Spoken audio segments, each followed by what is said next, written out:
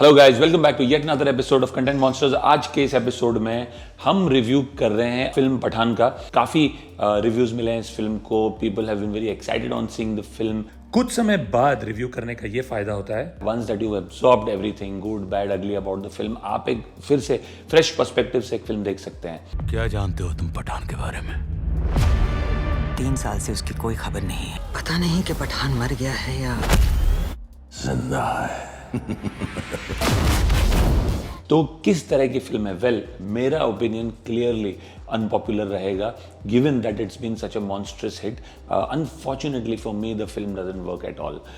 बहुत ही poor script है, बहुत ही पुअर परफॉर्मेंसेस है, बहुत ही ज़्यादा लिबर्टीज़ ली गई है, इतनी कि आपको हजम भी ना हो। VFX कोई ख़ास नहीं है। तो बहुत सारी चीज़ें हैं जो मेरे लिए इस फिल्म में वर्क नहीं करती।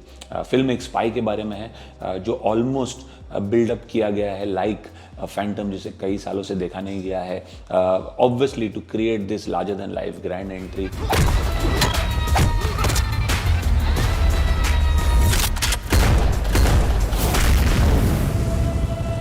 ऑल्सो यशराज इस फिल्म को प्रमोट कर रहा था as the coming together of its spy universe. Tiger from tiger Zinda Hai and maybe in the द फ्यूचर दिल गेट कबीर फ्रॉम वॉर। सो इस तरह से इसे बिल्डअप भी किया गया था। बट क्लियरली जितना सीमलेसली एक लोकेश कनगराज की फिल्म में अलग अलग यूनिवर्सेस ज्वाइन करते हैं, इनफैक्ट इवन स्पाइडरमैन जो कि ओरिजिनल मार्वल यूनिवर्स में था नहीं, इतना सीमलेसली इंटीग्रेट किया गया कि ज़रा भी अटपटा नहीं लगा।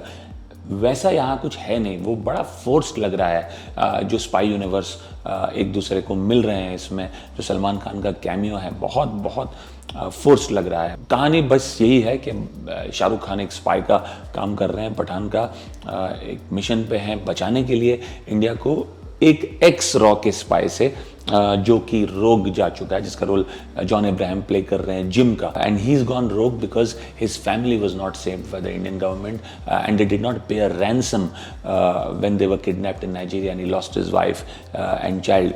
इस वजह से वो एंटी इंडिया हो चुका है और उसने एक आर्मी ऑफ रोग स्पाइस बना रखी है। और दूसरी तरफ है दीपिका जो ISI में से है और उसका भी बड़ा शेडी सा पास्ट है। सो बहुत ही अजीब बात है, बहुत ही अजीबोगरीब सेटअप है। जो मेन विलन है वो एक एक्स रॉ एजेंट है। उसने कई सारे कंट्रीज के एक्स स्पाइस का, चाहे वो मोसाद हो, CIA हो, उनको लेके, ISI की दीपिका का रोल प्ले करने वाली हो, उनको लेके एक आर्मी बना रखी है to destroy India because article 370 हटा दिया गया है इंडिया से। अब इन सब का इससे क्या लेना देना है, वो लॉजिक में तो हमें घुसना भी नहीं चाहिए। और एक तरफ है good Indian raw agent. So you have a good Indian raw agent, you have a bad Indian raw agent, you have a shady ISI agent, and you have lots of bad spies and agents from various countries who've gone rogue. So ये premise है किस तरह से Shahrukh Khan John Abraham को रोकते हैं एक बहुत बड़ा बायो वेपन अनलिश करने से इंडिया पर, और किस तरह से इंडिया के एक पूरे शहर या स्टेट को बचाते हैं। Broadly forms the crux of this story.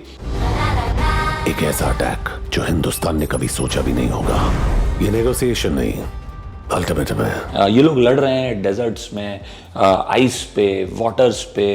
दुनिया के किसी कोने में ऐसी जगह नहीं है जहाँ ये लोग नहीं लड़ रहे हैं। ये लोग मिड एयर भी लड़ रहे हैं। He is also, Shahrukh Khan is tried some of the spiderman stunts also here. Nothing seems to faze him. वो कितना भी मार खाते हैं उन्हें कुछ नहीं होता। कई बार इंजर्ड होते हैं लेकिन वो बच के ही निकल जाते हैं। इनफैक्ट ऑलमोस्ट श्योर कि वो मरने वाले हैं जब टाइगर आ जाता है और उन्हें बचा लेता है, और दोनों किसी भी तरह बचते बचाते अपने अपने काम पर निकल जाते हैं। जो सलमान का इंट्रोडक्शन सीन भी है जहाँ पे ये दोनों मिलते हैं, बहुत फोर्स्ड है। The comic element, supposed comic element is not there, it's missing. The dialogues are very very childish और क्लियरली समझ आ रहा है कि the idea is to build this franchise over the next few years. And यहाँ पे logically वो integrate होते हैं कि नहीं, उससे कोई भी फर्क नहीं पड़ता। Shahrukh Khan has obviously given much better performances in films like स्वदेश, चक दे इंडिया, कभी हाँ कभी ना, और even in mass masala entertainers like मैं हूं ना, this I don't think is one of his better performances. Maybe his biggest hit, but definitely not a performance he should be or he could be proud of. I have to say here, I have to admit that Siddharth Anand is clearly one of the luckiest directors that I have seen. From getting War to become such a big hit, and now this to become one of the biggest hits hits that Hindi cinema has delivered is something unbelievable for me when the scripts of both the films were very, very thin. They were wafer thin plots.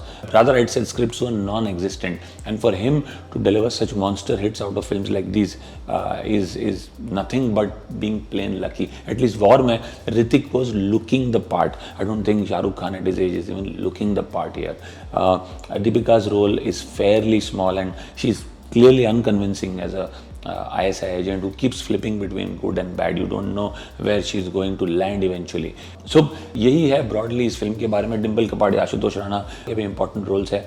But it's very sad to see that both of them also haven't given their best performance. In fact, Ashutosh Rana I felt was fairly over the top as Shah Rukh Khan's boss in this film. I think the problem is because such mediocrity ends up becoming such a huge blockbuster.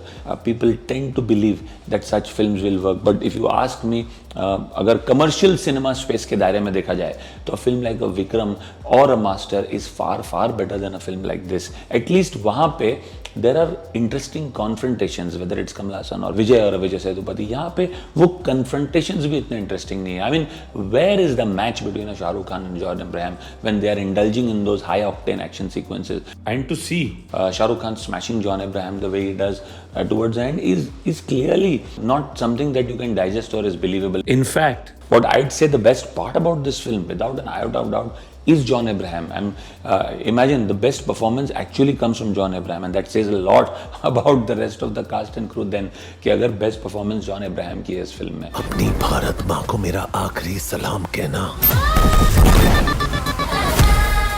He looks the part. You clearly feel that हाँ ये gym हो सकते थे. And he does what he does best. I mean, action उन्होंने बहुत बढ़िया किया है. But overall, to me, after having seen it much later, it's a huge disappointment, and I'd expect a lot more from a film like this. Given the kind of humongous budgets, थोड़ा सा पैसा उन्होंने script में डाल दिया होता तो ये फिल्म शायद अच्छी बन सकती थी. VFX भी बहुत पुअर है.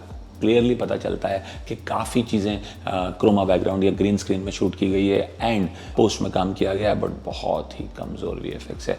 अगेन, आप उम्मीद करते हैं कि इतनी बड़ी फिल्म में VFX का दर्जा थोड़ा तो बेहतर होना चाहिए था. और अगर आपको ये फिल्म बनानी ही थी इस तरह से, there should be some plinth of logic at least in the film. Even the most outrageous Bond films have that little point of logic there. यहाँ पे logic is completely absent, and that's what makes you feel disappointed. I would give this film a rating of 3.5 on 10. Like I said earlier, unpopular, but that's what I feel about the film. अगर आपने film देखी है, जो मैं sure हूँ देखी होगी, अगर आपको हमारे रिव्यू पसंद आया, सहमत है, तो हमें ज़रूर बताइए. अगर आप हमारे रिव्यू से डिसएग्री करते हैं तब भी ज़रूर बताइए कमेंट सेक्शन में नीचे. अगर आपको हमारा रिव्यू पसंद आया हो तो ज़रूर आते रहिए हमारे चैनल पर. For many more such reviews. We'll see you soon. Thank you.